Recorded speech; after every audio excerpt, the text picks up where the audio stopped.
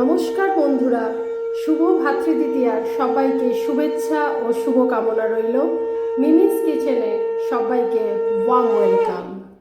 ভাইফোঁটা বাঙালির বড় উৎসব, আর উৎসব মানেই তো বাঙালির জমিয়ে খাওয়া দাওয়া। আজ তাই রইল বাঙালির চিরাচরিত রান্না, লাল লাল চিকেন কষা।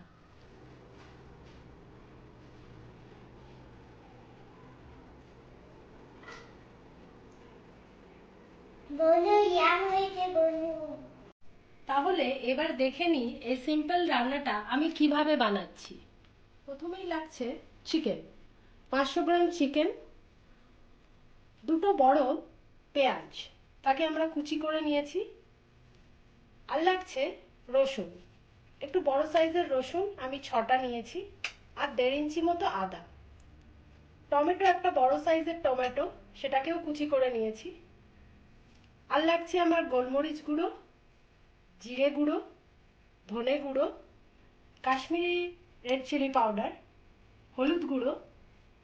আর লাগছে নুন স্বাদ মতো, কাজু বাদাম, গরম মশলা, গোটা গরম মশলা, তেজপাতা, গোটা জিরে, পরিমাণ মতো তেল, আর ধনে পাতা কুচি।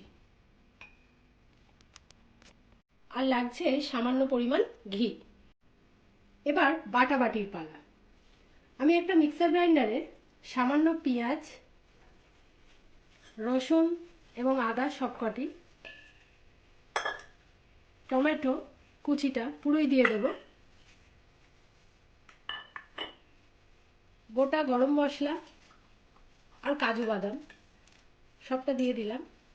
আর এই তেজপাতাটা এর মধ্যে মিক্স করব, তো একটু সামান্য ছিঁড়ে নিলাম, দিয়ে এর মধ্যে দিয়ে দিলাম। জিরে ফোড়ন দিয়ে রান্নাটা শুরু করছি। সামান্য একটু জিরে ফোড়ন দিয়ে দিলাম।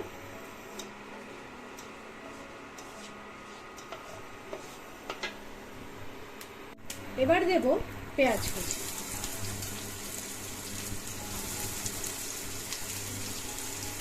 তাড়াতাড়ি ভাজবার জন্য আমি সামান্য একটু নুন অ্যাড করি। পেঁয়াজটা গোল্ডেন ব্রাউন হয়ে এসেছে, দেখুন। এই মতো অবস্থায় আমি চিকেনটা দিয়ে দেব। আমি কম তেলে রান্না বেশি পছন্দ করি, তাই আমি এটি কম তেলে রান্নাই আপনাদের দেখাচ্ছি। পেঁয়াজ আর চিকেনটাকে আমি একটু মাখামাখি করে ভাজবো। যে পেস্টটি করে রেখেছি, এবার সেটা চিকেনের সঙ্গে অ্যাড করে দেবো। এবার গুঁড়ো মশলাগুলো একে একে অ্যাড করছি। 1/2 চামচ হলুদ গুঁড়ো, নুন স্বাদ মতো। যেহেতু আমি আমার বাচ্চার জন্য এই চিকেন কষাটা বানাচ্ছি, সেজন্য আমি অল্প করেই কাশ্মীরি লঙ্কার গুঁড়োটা ব্যবহার করলাম। আপনারা চাইলে লঙ্কা পেস্টও ব্যবহার করতে পারেন।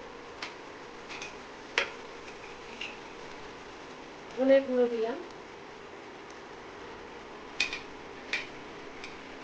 আর দিলাম জিরে। এবার আমি সামান্য ঘি দিয়ে চিকেনটাকে ভালোভাবে কষিয়ে নিই।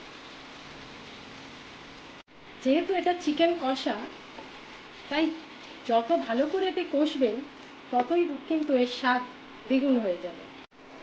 এবার ধনেপাতা কুচি অ্যাড করে আমি ঢাকনাটা দিয়ে দেব।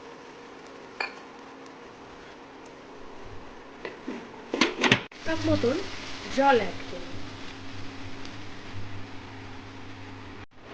বেশ কিছুক্ষণ চিকেনটা কষানোর পর দেখুন কি অপূর্ব রং হয়েছে, তাই না? আর গন্ধ অসাধারণ একটা গন্ধ আপনারা পাবেন। চিকেন কষা আমার কিন্তু রেডি হয়ে গেছে। এবার কিন্তু পরিবেশনের পালা। যদি আপনাদের ভালো লেগে থাকে, তাহলে আমার চ্যানেলটি সাবস্ক্রাইব, ফলো অ্যান্ড শেয়ার করে আমাদের পাশে থাকবেন। ধন্যবাদ।